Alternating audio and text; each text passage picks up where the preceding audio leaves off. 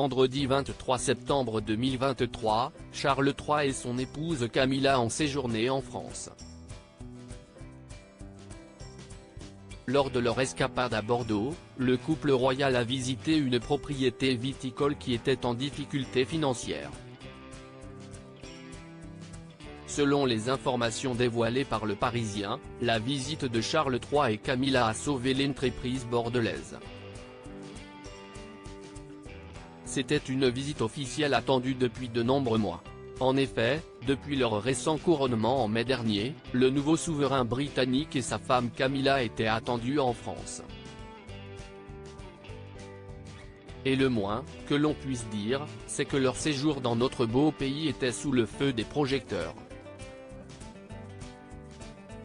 En effet, dès leur arrivée, Charles III et Camilla ont eu le droit à un agenda bien rempli avec de beaux événements.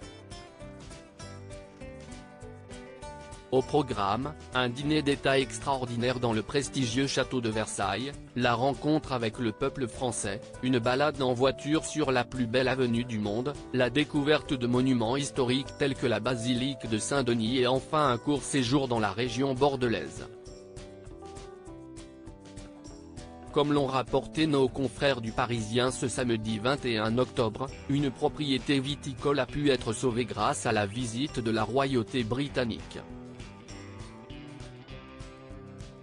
Je remercie le roi Charles d'être passé par là. Dans les pages du journal, Noémie Tano, la propriétaire du domaine viticole, s'est exprimée sur la visite de Charles III et Camilla.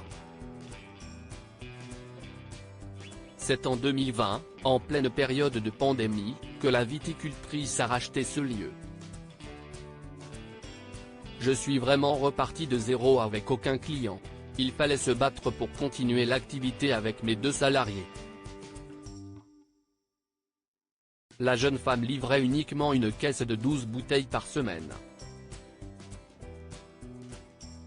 Cependant et depuis le passage du couple royal anglais, les commandes de sa cuvée de la source ont littéralement explosé.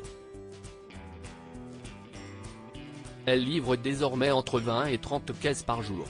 C'est avec beaucoup de gratitude que l'entrepreneur savoure sa chance et cette belle opportunité. Je remercie le roi Charles d'être passé par là, si est une grande bouffée d'oxygène, j'en suis consciente.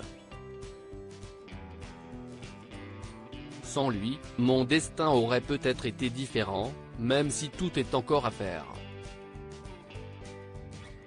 Dans la suite de ses confidences, la viticultrice a livré ceci: j'ai toujours cru en mon étoile, même si je n'avais pas imaginé une seule seconde qu'un roi allait déguster mon premier millésime et en dire le plus grand bien, a-t-elle conclu.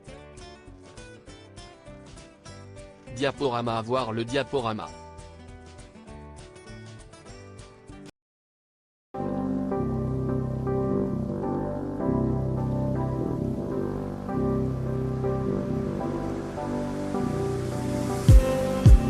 Just need